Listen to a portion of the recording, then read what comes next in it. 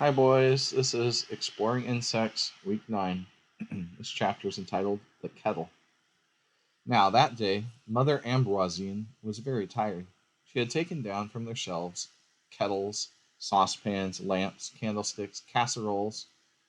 That's another word for a baking dish or a pot. Pans and lids. After having rubbed them with fine sand and ashes, then washed them well, she had put the utensils in the sun to dry them thoroughly. They all shone like a mirror. The kettles, particularly, were superb with their rosy reflections. One might have said that tongues of fire were shining inside them. The candlesticks were a dazzling yellow. Emile and Jules were lost in admiration. I should like to know what they make kettles of. They shine so, remarked Emile. They are very ugly outside, all black, daubed with soot, but inside, how beautiful they are. You must ask uncle, replied his brother. Yes, assented Emile. No sooner said than done. They went in search of their uncle.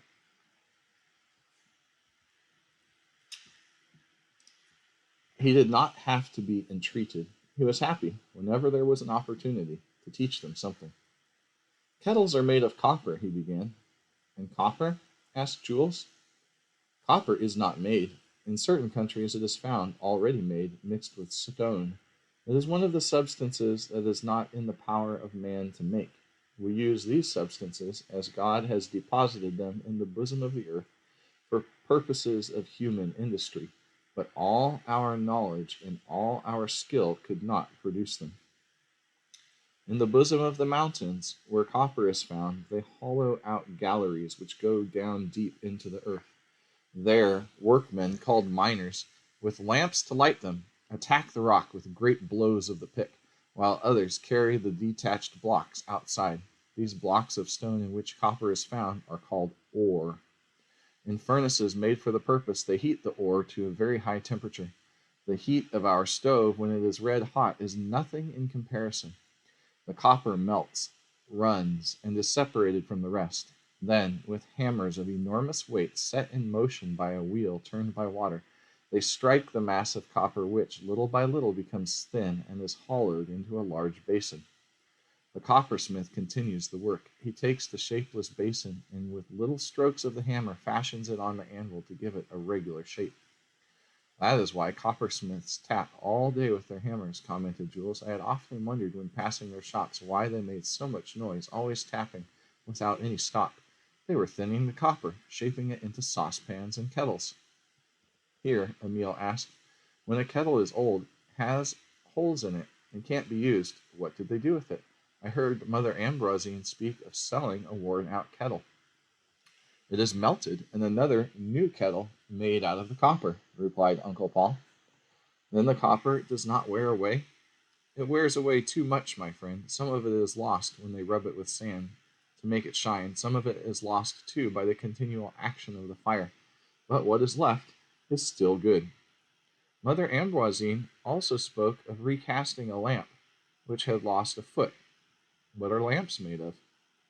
They are of tin, another substance that we find ready-made in the bosom of the earth, without the power of producing it ourselves. That's another fancy way of saying one of the elements. Copper is an element, and tin is an element.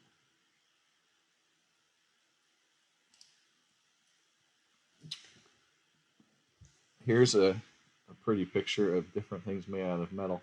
From left clockwise, a copper kettle, brass candlesticks, a silver ewer, and a gold coin. Metals. Copper and tin are called metals, continued Uncle Paul. They are heavy, shining substances which bear the blows of the hammer without breaking. They flatten but do not break.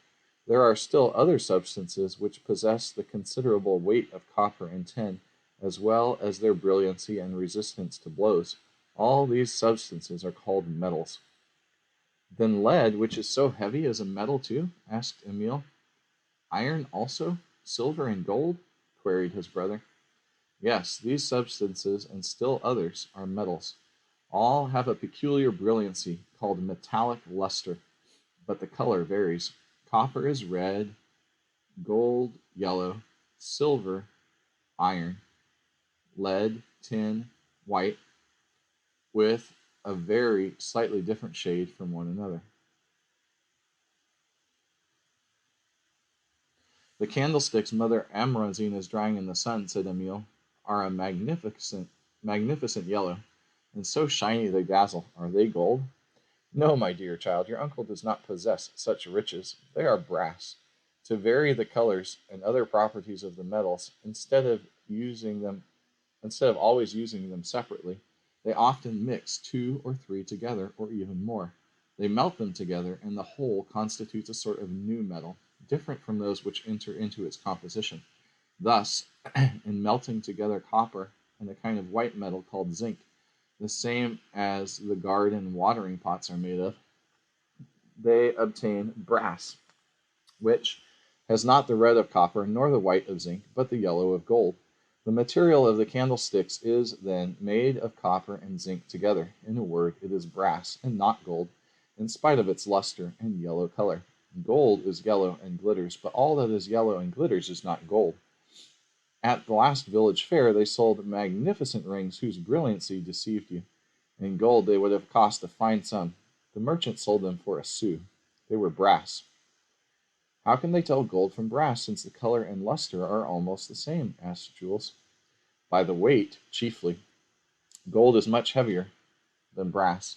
It is indeed the heaviest metal in frequent use. After it comes lead, then silver, copper, iron, tin, and finally zinc, the lightest of all. You told us that to melt copper, put in Emile, they needed a fire so intense that the heat of a red hot stove would be nothing in comparison. All the metals do not resist like that, for I remember very well in what a sorry state the first leaden soldier you gave me came to their end. Last winter I had lined them up on the lukewarm stove just when I was not watching. The troop tottered, sank down, and ran in little streams of melted lead. I had only time to save half a dozen grenadiers, and their feet were missing. And when Mother Ambroisine thoughtlessly put the lamp on the stove, added Jules, oh, it was soon done for. A finger's breadth of tin had disappeared. Tin and lead melt very easily, explained Uncle Paul. The heat of our hearth is enough to make them run. Zinc also melts without much trouble, but silver, then copper, then gold, and finally iron need fires of an intensity unknown in our houses. Iron, above all, has excessive resistance, very valuable to us. Shovels, tongs, grates, stoves are iron. These various objects, always in contact with the fire, do not melt, however, do not even soften. To soften iron, so as to shape it easily on the anvil by blows from the hammer, the smith needs all the heat of his forge. In vain would he blow and put on coal. He would never succeed in melting it. Iron, however, can be melted, but you must use the most intense heat that human skill can produce. All right, I hope you enjoyed that fascinating exploring insects, but we didn't talk about insects at all, just metals. And I'll talk to you guys later.